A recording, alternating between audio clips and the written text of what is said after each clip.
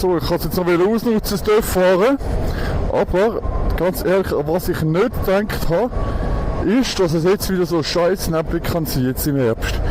Es ist gar nicht unbedingt so kalt zum Fahren, aber scheiß Nebel. Scheiß Nebel, das ist schon grusig. Das ist aber das Fahren selber. Gestern habe ich noch schnell geschaut, Wetterradar, zack, zack, Temperatur allgemein, weil jetzt man sollte nur auf den Wetterradar davon, sondern auch, wie kalt das ist. Nicht so, hey, safe, gehst du durchfahren. Jetzt ist es noch einigermaßen möglich, oder? Nur einfach eine Hose drunter an, Thermounterwäsche drunter an, oben leider zu wenig. Naja. Aber kann ich wenigstens noch ein bisschen fahren, weißt du? Ich tue ja gerne fahren, aber ich habe jetzt so gearbeitet, amix. Also jetzt die letzten 2 Wochen nicht, hätte ich auch viel mit dem TÜV können, aber ich habe ja neue Arbeit. Und habe das noch nicht richtig so einschätzen, ob es eigentlich geht mit dem TÜV.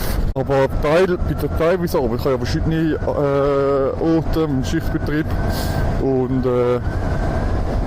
kein Blick kann nichts sehen. Und zum Beispiel, was ich jetzt mache, geht es ganz gut. Weißt? Geht es ganz gut. Oh, aber schon hure kalt, Mann. Ich musste wirklich oben etwas anlegen. Ah ja, aber es kommt auch vom Nebel, die Kälte. Weißt du, die zieht dann, ich sehe das fürchtig weiss wie noch der Ärmel. Das ist aber auch krass, dass mein Hoodie ist mal schwarz, das ist jetzt schon mittlerweile braun wegen dem UV-Strahl.